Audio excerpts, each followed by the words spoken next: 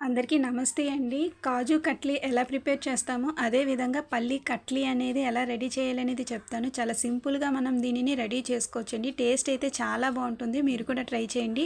దీనికి కావాల్సిన ఇంగ్రీడియెంట్స్ కూడా మనం ఇంట్లోనే ఉంటాయి. ముందుగా మనం స్టవ్ ఆన్ చేసి గిన్నె పెట్టుకోవాలి. గిన్నె కొంచెం హీట్ అయ్యేలోపు మనం పల్లీల్ని తీసుకోవాలి. నేను ఈ గాజు బౌల్‌తో 1 కప్పు పల్లీలనేది తీసుకుంటున్నాను.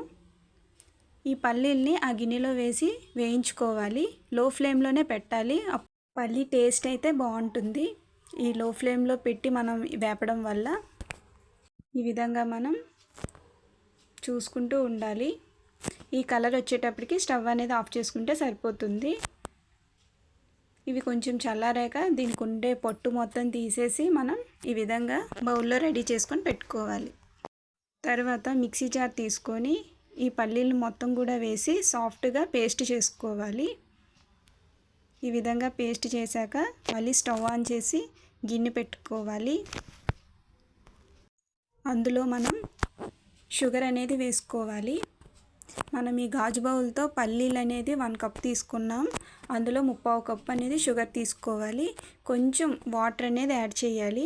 ఎక్కువగా వేయకూడదు, కొంచెం సరిపోతుంది. దీనికి పాకం అది అవసరం లేదండి, జస్ట్ షుగర్ వాటర్లో కరిగితే సరిపోతుంది. ఈ స్టేజ్లో ఉండేటప్పుడు మనం పల్లీ పేస్ట్ని వేసుకుంటే సరిపోతుంది. మనం కలుపుతూ ఉండాలి, లేదంటే అడుగు అనేది పట్టేస్తుంది. ఒక 3 టేబుల్ స్పూన్స్ మిల్క్ పౌడర్ అనేది వేయాలి. ఈ మిల్క్ పౌడర్ వేయడం వల్ల టేస్ట్ కొంచెం బాగుంటుంది.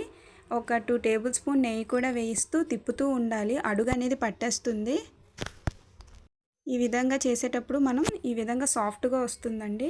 అంతేనండి. ఇంతలో మనం ఒక ప్లేట్ తీసుకొని ప్లేట్ మొత్తానికి కూడా నెయ్యి అనేది అప్లై చేసి ఉంచుకోవాలి.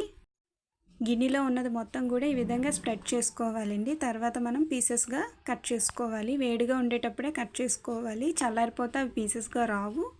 అంతేనండి, ఎంతో టేస్టీ పల్లీ కట్లీ అనేది రెడీ అయిపోయిందండి. నేను ఈ విధంగా కాజుతో డెకరేషన్ చేశాను. టేస్ట్ అయితే చాలా బాగుంటుంది. మీరు కూడా ట్రై చేయండి. ఈ వీడియో కనుక మీకు నచ్చితే లైక్ చేయండి, షేర్ చేయండి, సబ్స్క్రైబ్ చేయండి. సర్వే జన సుఖినో భవంతు, లోకా సంస్థ సుఖినో భవంతు.